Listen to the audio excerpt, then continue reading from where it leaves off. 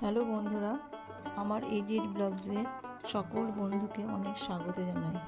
আজকে তৈরি করছি সম্পূর্ণ নিরামিষ মার্বেল কেক। এই কেকটা তৈরি করতে আমি কোনো রকম ডিম দিইনি, কিন্তু কিভাবে তৈরি করছি ডিম ছাড়া সেটাই দেখাচ্ছি। দেখো, ভীষণ একটা নরম স্পঞ্জি একটা কেক হয়েছে। তোমরা বাড়িতে এটা বানিয়ে দেখতে পারো। তাহলে ফিরে আসি ভিডিও রেসিপিতে।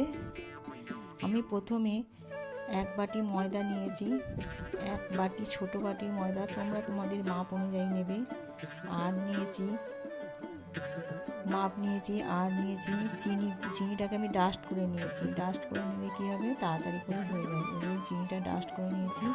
এরপর চিনি আর ময়দাটাকে ভালো করে মিশিয়ে নেব, যাতে সুন্দরভাবে এটা মিশে যায়। এরপর এর মধ্যে দিয়ে দেবো তেল। তেলটা তোমরা পরিমাণ মতো দেবে, তবে 1/2 কাপেরও কম দেবে।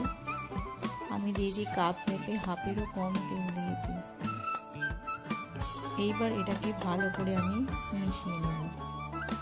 যে সমস্ত জিনিসগুলো দেবো সেগুলো একটু করে মিশিয়ে নেব।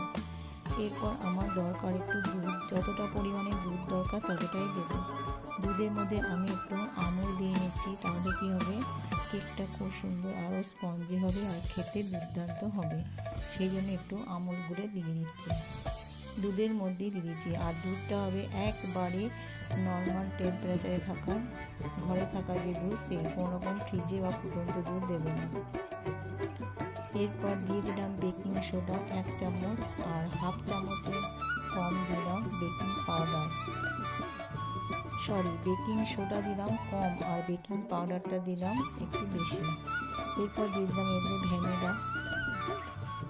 দেখতেই পাচ্ছ কালারটা অন্য ধরনের হয়ে গেছে। এরপর দিয়ে দেবো 2টো পাত্রে আমি এটা রেডি করে রেখেছি। একটার মধ্যে দেবো কোকো পাউডারটা, সেই কোকো পাউডারটা মিশিয়ে দিলাম, আর একটাতে কিন্তু আমি দিইনি। এরপর দুটো মিশ্রণ আমি ভালো করে বানিয়ে নিয়েছি। এই মিশ্রণ দুটো এটা ওটা করে একটু আমি সাজিয়ে গুছিয়ে দিয়ে দেবো। তোমরা তোমাদের ইচ্ছা মতো সাজিয়ে গুছিয়ে দেবে। সেই জন্য একটা পাত্রের মধ্যে ময়দা মাখিয়ে নিলাম তেল দিয়ে। এরপরে এটাকে আমি ডিজাইন করে করে দিয়ে দিয়েছি। কেকটা তৈরি করতে দিয়ে দিয়েছি। পুরো পাকা 25 মিনিট পর আমি ফিরে এসেছি।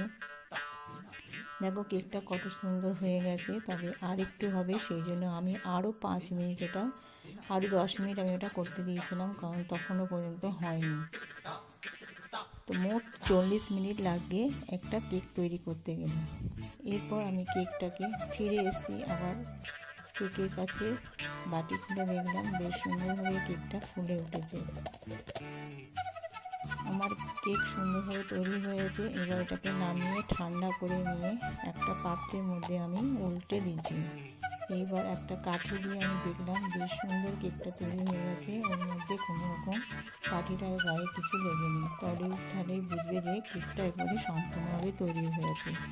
কেকটা ঠান্ডা হয়ে গেলে আমি একটা পাত্রের মধ্যে এটাকে উল্টে নেব।